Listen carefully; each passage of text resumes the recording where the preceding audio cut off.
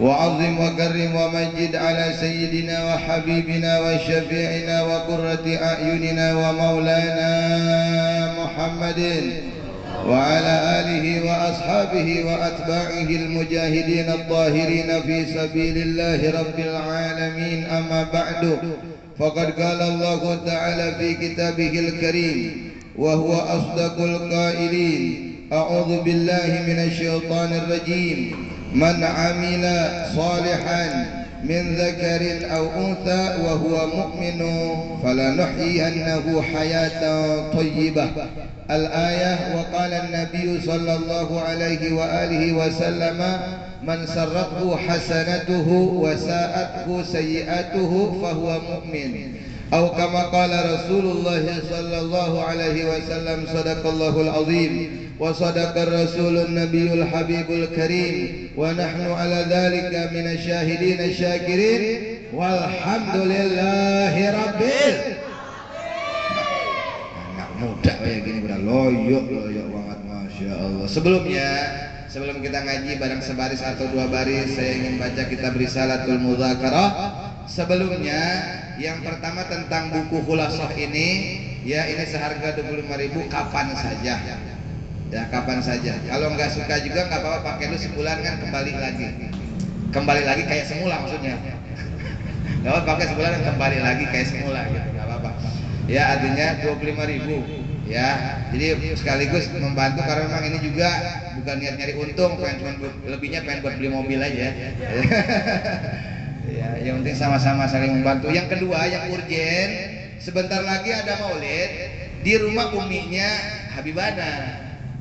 Di rumah uminya guru kita, pembimbing kita lah Habib Ali Zainal Abidin bin Omar Al-Attas. Maka pada malam hari ini saya ingin memulai, ya gak usah repot-repot lah. Malam ini adanya berapa, saya mulain saja dulu dari saya. Maksudnya biar cepat beres urusan. Lewat Habib mau beli air, beli apa buat maulid di kota ya. Saya mulai, nanti terserah yang mau nyusul fadol ya. Nanti yang mau nyusul yang lain fadol silakan ya. Silakan, nanti diputerin aja, teruslah selipin aja di mari. Nah, seritonya lafu. Ya, itu saudara ya, bukti kalau kita saling bantu membantu, dukung mendukung. Gak usah juga ngedumel, ya Allah maulid ngeluarin duit mulu. Enggak begitu. Nanti juga diganti sama Nabi yang lebih besar lagi, yang lebih manfaat lagi. Amin ya rabbal alamin ya. Tuh hadirin yang dirahmati, diberkahi, diridhoi oleh Allah, kalau bisa nanti kita berangkat bareng ke kota tanggal berapa itu, tanggal 16 ya Bib ya, tanggal 16 Bib ya, 18 Februari. Itu saudara yang dirahmati, diberkahi, diridhoi oleh Allah Subhanahu wa taala ya. A'udzu billahi minasyaitonir rajim. Bismillahirrahmanirrahim. Faslun. Adapun ini sebuah pasal ya, faslun, bukannya kuda lepas ke alun-alun ya. Qala Rasulullah sallallahu alaihi wasallam, telah bersabda baginda Nabi besar Muhammad sallallahu alaihi wasallam: man sarrathu hasanatuhu, barang siapa yang menyenangkan hatinya itu kebajikannya, perbuatan baiknya, ibadahnya membuat dia senang, wasa'athu sayi'atuhu, dan membuatnya risau, membuatnya kagak enak, membuatnya galau, sayi'atuhu keburukannya, kemaksiatannya, kejelekannya bikin galau, fahuwa mu'min, maka itulah mukmin sejati, itulah mukmin beneran. Mukmin kagak goro-goroan. Jadi orang mukmin yang bener kalau ibadah dia senang, kalau maksiat sedih dia gitu. Ya kan? Nggak tahu kita sama teman diajak, tahu-tahu diajak depan panggung dangdut, sedih, nangis depan panggung dangdut, nangis. Ya Allah, ngapa saya ngeliat dangdut begini, sedih, saya gitu, sedih depan panggung dangdut, sedih, gitu kan? Nggak tahu diajak teman-temannya, tahu-tahu ya Allah dia cabai-cabian, nangis di kebun. Ya Allah, saya nggak pengen kayak begini, sedih, saya cabai-cabian gitu. Itu mukmin sejati kayak gitu. Kalau di majelis girang, senyum, gembira, itu orang mukmin beneran kayak gitu. Ya, orang mukmin beneran kayak gitu, saudara yang dirahmati Allah ya, juga para guru-guru yang saya nggak sebutin namanya. Jadi orang mukmin sejati kayak gitu Pak. Kalau di tempat ibadah dia senang, di tempat maksiat hatinya risau. Kalau dengar saudaranya bisa ibadah senang dia. Kalau dengar saudaranya maksiat, ya Allah, ya Rabbana, itu bocah apa? Mabok-mabokan mulu, Allah. Bocah apa? Cabe-cabean mulu, sedih. Sedih, kapan giliran gua? Gitu sedihnya. Iya, sedihnya gitu. Iya, sedihnya sedih kesirian, bukan begitu ya. Apalagi kalau Ustaz Rusdi, mah nggak begitu, nggak kesirian orang maksiat ya. Orang kemukan neraka kok kita kasih, kita kesirian, nggak boleh. Kudu sedih kita, saudara yang dirahmati Allah. Saya pun banyak merasakan sedih tatkala anak-anak santri kedengeran begini, kedengeran begitu, ya Allah, kita nangis, kita sedih kita. Ya kan, ya Allah, mudah-mudahan dikembalikan lagi ke jalan yang baik, dikembalikan lagi ke jalan yang benar. Makanya kadang-kadang kalau lihat-lihat status anak-anak di Facebook, di BBM, ya Allah, ini bocah apa? Ini statusnya kayak orang kagak punya Tuhan. Iya, aduh. Gitu statusnya kayak orang nggak punya Tuhan. Putus cinta berarti mati apa gimana gitu kan, kayak orang nggak punya Tuhan. Diputusin cewek bukannya sholat ini, sholat syukur wudhu, bersyukur sama Allah, alhamdulillah saya diputusin sama cewek saya gitu. Kudunya bersyukur, yang penting nggak putus di rahmat Allah. Ini diputusin cewek, bodoh amat, masih sejuta triliun lagi cewek yang bakal nungguin kita. Gitu, nggak lebay. Iya, lebay, ya Allah, ngapa ini kok bisa lebay kayak begini? Ada lagi orang bilang tidak ada pengorbanan yang sia-sia. Kata siapa? Kebanyakan pengorbanan sia-sia. Kebanyakan pengorbanan sia-sia. Pengorbanan yang kagak sia-sia cuman pengorbanan buat Allah dan Rasulnya segitu doang. Yang lain pengorbanan buat cewek, pengorbanan buat motor, pengorbanan buat dunia, semuanya sia-sia. Jadi pengorbanan banyak yang sia-sia, malah yang kagak sia-sia sedikit. Ya dari duit kita aja, yang buat agamanya paling berapa persen yang buat agama? Yang buat masuk kotak masjid, yang buat ngamal maulid, ya kan? Berapa persen? Gak ada. Lebih banyak buat pulsa aja, masya Allah. Baru melotot nih gua mamanya, mak pulsa apa itu? Masya Allah, mamanya melototin kan. Qala Imamul Haddad, فَإِذَا وَافَقَكَ اللَّهُ أَيُّهَا الْمُؤْمِنُ لِلْعَمَلِ بِطَاعَتِهِ فَلْيُعَظِّمْ فَرْحَكَ بِذَلِكَ التَّبَالُغِ فِي شُكْرِ الَّذِي أَكْرَمَكَ بِخِدْمَتِهِ وَاخْتَارَكَ لِمُعَامَلَتِهِ. Apabila Allah memberikan taufik kepada kalian lil amali bi taati, untuk beramal taat kepada Allah. Nah, kita kasih kekuatan nih, bisa datang ke tempat ngaji kita kayak gini, kita dapat taufik namanya, dapat taufik daripada Allah Subhanahu wa taala. Ya, lalu kita melakukan perbuatan yang taat kepada Allah, fali yu'azzim farhak, maka agungkanlah kegembiraan kalian. Kudu girang hati. Kayak orang dulu bisa sholat 2 rakaat, alhamdulillah, bisa sholat 2 rakaat. Orang dulu anaknya bisa lam yakunil ladina kabaru min ahlil kitabi, dan seterusnya ila akhirih, bikin tumpang, bikin tumpang, masak nasi kuning, syukuran, girang, yu'azzim farhak, digedein kegembiraannya, anaknya bisa ngaji. Anak orang sekarang nggak tanya anaknya udah ngaji sampai mana, bisa apa, nggak tanya. Anaknya bisa sholat nggak girang, anaknya bisa azan nggak girang, anaknya bisa iqamah nggak girang. Nggak ada girangnya. Kalau anaknya menang lomba joget, girang dia. Kalau anaknya bisa komputer, girang dia. Kalau anaknya bisa kacebokan, anaknya bisa BBM-an, girang dia. Anaknya bisa ngaji, nggak girang. Enggak, bukan mukmin sejati kayak gitu. Mukmin sejati itu dalam urusan taat yu'azzim farhak, dibesar-besarkan kegembiraannya. Dalam satu riwayat, ketika Amirul Mukminin itu berpindah kepada di bawah kekuasaan Sayyidina Umar Ibn Khattab, pada satu saat beliau sedang kontrol wilayah perbatasan, lebih kurangnya itu di wilayah Suriah yang sekarang sedang berkecamuk. Di wilayah Suriah perbatasan ini adalah yang jaga perbatasan adalah Sayyidina Bilal bin Rabah. Bilal bin Rabah semenjak wafatnya Rasulullah, beliau pensiun jadi muadzin di Masjid Nabawi. Kenapa demikian? Apabila beliau menyebut asyhadu anna Muhammad, macet tenggorokannya, nggak sanggup menyebut nama Nabi Muhammad.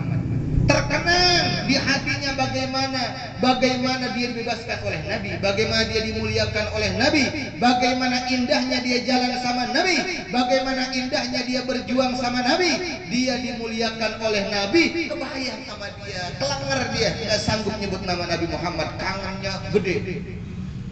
Bahkan Sayyidatina Fatimah binti Rasulullah Al-Batul, ya, itu Sayyidatina Fatimah, wanita yang suci, wanita yang paling mulia di muka bumi, yang melahirkan Sayyidina Hasan wal Husain, yang mewariskan para habaib, para dzurriyyah, ya, para syara'ib, ya, itu beliau kalau dengar Sayyidina Bilal bilang asyhadu anna Muhammadar Rasulullah, tatkala Rasulullah sudah wafat, kelenger beliau, pingsan beliau karena kangen kepada ayahandanya, kangen kepada Rasulnya, orang yang paling sayang kepadanya, orang yang telah menjaminnya masuk ke dalam surganya Allah Subhanahu wa ta'ala, pingsan saking cintanya sama Nabi.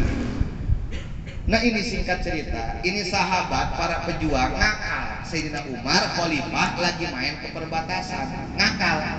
Ya Amirul Mukminin, tolong rayuin deh Bilal biar mau ajan barang satu waktu sholat aja dia biar mau ajan. Bilal udah pensiun jadi muadzin. Bahkan bertektokan dulu bahasa kitanya mah sama Sayyidina Abu Bakar ketika Abu Bakar menjadi khalifah. Bertektokan. Kata Abu Bakar, nggak bisa, Bilal ente nggak boleh pensiun kayak begini. Siapa nanti yang ada di Masjid Nabawi? Siapa yang ingetin kita waktu sholat kalau ente mau ke Suriah? Sayyidina Bilal bilang, hai Sayyidina Abu Bakar khalifah, kalau dulu kau bebaskan aku, merdekakan aku karena dirimu, maka sampai sekarang pun aku adalah budakmu dan aku akan tunduk patuh kepadamu.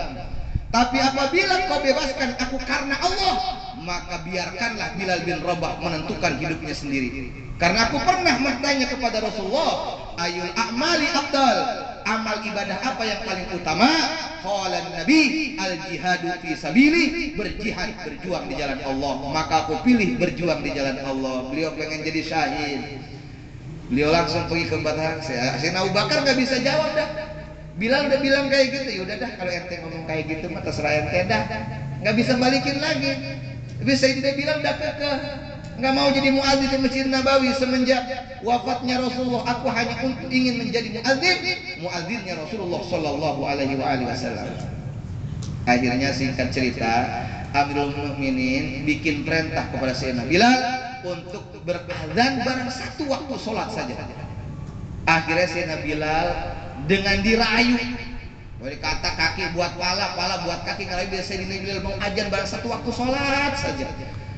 Ya Allah, akhirnya Bilal menyetujui. Bilal pun mau. Sayyidina Bilal pun mau, dan dalam sejarah ini azan beliau yang terakhir. So, setelah ini beliau berperang dan beliau syahid di dalam pertempuran itu.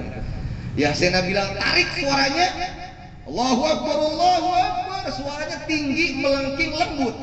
Suara Bilal bin Rabah digambarkan oleh sahabat begitu, tinggi, melengking, tapi lembut. Ada orang suaranya tinggi kasar, tapi beliau suaranya tinggi, lantang, lembut. Kedengarannya lembut gitu, kalem gitu, nggak kasar. Paham kan? Ada suara yang lembut gitu, tinggi tapi lembut gitu. Ada. Ya, jadi beliau itu. Jadi orang kalau dengar Sayyidina Bilal lagi aja itu kayak dibejek-bejek hatinya. Ayo sembahyang, ayo kita sembahyang gitu. Saking enaknya suara Bilal bin Rabah. Dan tidak ada satu orang pun yang mendengar azan Bilal kecuali semuanya menangis. Siapa yang paling gila tangisannya? Itulah Amirul Mukminin Sayyidina Umar ibn Khattab, persis kayak anak-anak Pak, gegerungan nangis dengerin Sayyidina Bilal azan. Apa Amirul Mukminin kagak bisa azan? Apa beliau kagak hafal azan? Bukan, beliau kira alhamdulillah saya masih bisa dengar Bilal bin Rabah azan. Girang, bisa dengar kalimat tauhid, girang, senang, yu'azim farhah, besar kegembiraannya. Enggak sembarangan girang. Itu yu'azim farhah. Azan ditangisin. Orang kita lah yang lagi nonton bola di televisi azan RCTI apa di mana? Allahu Akbar, brengsek lagi nonton bola, azan lagi dimatiin tuh. Benci banget sama azan. Azan dibaca sewot bener sama azan dia. Gitu kan, Sayyidina Umar ditangisin azannya Bilal bin Rabah. Sampai ibu-ibu yang ada di dalam rumahnya bingung. Ya Allah, Rasulullah hidup lagi. Rasulullah hidup lagi. Sebab Bilal tidak pernah mau menjadi muadzin kecuali menjadi muadzinnya Rasulullah Sallallahu alaihi wasallam. Orang teriak, jangan-jangan Rasulullah hidup lagi. Orang pada reang gara-gara Bilal bin Rabah ini azan. Ya Allah, azan. Makanya kata Walid bilangnya azan, bukannya ajan gitu. Ajan terus sampai hujan lagi entar. Azan. Ya, itu sama Ustaz Jalaluddin Al-Mahalli. Iya. Gitu. Jadi sama fasih juga, beliau juga ahli qiraat. Jadi beliau juga ahli qiraah, ya, hafiz juga beliau. Ya alhamdulillah. Jadi itu orang-orang kaget dikiranya Rasulullah hidup kembali. Reak, akhirnya perempuan berhamburan mengelilingi Bilal bin Rabah karena dianggapnya Rasulullah hidup lagi. Begitu girang dengar azan, girang. Kita dengar azan kok galau. Udah azan lagi baik. Iya, baru masuk warnet doang, udah azan lagi aja gitu. Dengar azan galau. Kenapa? Bosan? Oh, ngeri kirim acar kali basi kali. Kenapa dia? Takutnya Ustaz udah kayak mau jangan ngomong baik. Acar basi ngerinya gitu. Iya. Iya, sorry Ustaz. Iya. Ustaz nggak boleh sewot, nggak boleh. Asik aja Ustaz. Itu saudara yang dirahmati Allah. Jadi kayak begitulah, fal yu'azzim farhak, maka besarkanlah kegembiraanmu. Bidzalika tabalugh, dengan penyampaian, dengan sampai kita. Ya Allah, alhamdulillah saya bisa sholat subuh 2 rakaat, apalagi bisa berjamaah. Orang-orang dikasih umur panjang, dikasih badan sehat, nggak kuat ngangkat kakinya menuju masjid, nggak kuat sholat subuh 2 rakaat. Alhamdulillah, Allah kasih saya sehat, kasih saya taufik, kasih hidayah, saya mau sholat. Ini kayak begini nih. Ada orang pengen ngaji kayak ente, cuman lagi ampun. Berangkat nggak dia? Nggak berangkat ngaji, niatnya gede, badannya sakit, nggak jadi berangkat ngaji. Ada orang badannya sehat, seger, taufik nggak ada, hidayah nggak ada, tuh pada jogrok pinggir jalan tuh banyak banget pada ngerokok, kayak beleduk. Masalah tidak bener hidup terus dipecekin sama malaikat kepada kagak pernah ngaji, kita baru berasa dia, ya gitu, ya. Jadi apa namanya? Jadi kita girang dapat taufik bisa ngaji kayak gini, ini pilihan Allah kita. Maka oleh karena itu, fi syukril ladzi akramaka bi khidmati wa ikhtaraka li muamalati. Maka kita wajib bersyukur kepada Allah yang telah memuliakan kita untuk khidmat, tunduk patuh kepada Allah. Kita ini adalah dimuliakan oleh Allah dengan bisa ibadah. Waqtaraka li muamalati, dan kita dipilih oleh Allah untuk menjadi orang-orang yang bergaul dan berhubungan dengan Allah. Dipilih kita baca roti berhubungan dengan Allah. Ya Allah, ya Allah, ya Allah, ya Allah, la ilaha illallah, la ilaha illallah, berhubungan dengan Allah dengan kalimat-kalimat thayyibah, dengan zikir-zikir, ya. Itu luar biasa. Kita berhubungan dengan Allah, ya, waqtaraka bil muamati wa as'aluhu ayyaqbala minka bi fadlihi ma yassarahu 'alaika min salihil amal. Maka oleh karena itu kita minta kepada Allah, mudah-mudahan Allah terima segala amal ibadah kita terhadap apa-apa yang Allah mudahkan bagi kita di dalam kesolehan amal. Qala Ali karramallahu wajhah, itu terakhir Imam Ali berkata, kunu biqabulil amali ahamma minkum bil amal fa innahu la yakillu amalun maqbulun. Jadilah kalian terhadap kabulnya amal ahamma minkum, hal yang paling kalian pengenin, hal yang paling kalian cari, hal yang paling kalian tuju, hal yang paling kalian ambisi. Qabulil amal, dikabul amal kita. Bagaimana amal kita bisa dikabul sama Allah? Kalau ente misalkan demen sama anak orang, jangan anak embe, anak orang, demen anak orang, kita pengen nikah sama dia, pengen nikah sama dia, nikah, bukan cabe-cabean, nikah. Nah, pengen nikah sama dia, maka bagaimana kita diterima lamaran kita, pernikahan kita, apabila syarat-syarat yang diajukan oleh babanya dan keluarganya itu kita penuhi. Ya kan, misalkan babanya, ya nggak apa-apa lu nikah sama anak gua, cuman bawain duitnya 10 juta, mas kawinnya misalkan 5 gram, ya kan, atau seperangkat alat sholat. Syaratnya kagak kumpul, ditolak kita palang pintu, kan gitu. Syaratnya dulu penuhin baru kabul terima. Ini orang pengen ibadah sama Allah, nggak mau syarat dan rukunnya nggak mau dicukupi. Mau ibadah sama Allah, pakai caranya sendiri, bikin surga sendiri. Siapa yang mau terima? Makanya di dalam terusan kitab ini, wala tazalu muqtarifan bitaksirika anil qiyamil wajibi haqqi rabbika alaik. Maka orang beriman cirinya la yazalu, tidak pernah berhenti, mu'tarifan bitaksirika, yaitu mengenali, mempelajari, mencari kekurangan dirinya di dalam melaksanakan kewajibannya kepada Allah Subhanahu wa taala. Dicari, ya Allah, sholat saya udah bener apa belum ini, wudu saya udah bener apa belum ini, bacaan saya udah bener apa belum ini, bacaan takbir saya udah bener apa belum ini. Tiap hari la yazal, nggak pernah berhenti, mau haripan bitaksirika, mencari kekurangannya di dalam beribadah. Ini kurang gawean, kekurangan orang dia cari. Wudu belum bener, mandi junub belum bener, ngomongin orang mulu gawean. Orang lain kita koreksi, kurang gawean kita. Wudu ente belum bener, air suci mensucikan belum paham, udah ngurusin orang, si fulan brengsek, si fulan kurang gawean. Aduh, capek kita itu begitu, capek kayak gitu kita, nggak ada habis-habisnya. Kekurangan kita belum beres. Nyebut Allahu Akbar aja belum bisa. Allahu Akbar, lidahnya aja yang naik, bibirnya gak usah naik, apalagi yang doer, lebih bahaya, naik berat. Ya, lidahnya ya Allahu Akbar. Itu mah jadi gagap begitu ya. Itu saudara yang dirahmati Allah Subhanahu wa taala. Jadi adalah ciri orang beriman, kata Imamul Haddad, la yazal mu'tarifan bi taksirika anil qiyami biwajib haqqi rabbika. Jadi terus saja nggak pernah berhenti, tiap hari nanya, sholat udah bener apa belum, apa syaratnya, syarat zahirnya udah cukup, apa syarat batinnya udah cukup, apa rukun kaulinya udah cukup, rukun fi'linya udah cukup, apakah rukun qalbinya sudah cukup, semuanya kita la yazalu, nggak pernah berhenti mencari kekurangan diri kita. Wa bihaulihi wa quwwatihi ata'tahu wa bitaufiqihi wa rahmatihi abadtahu.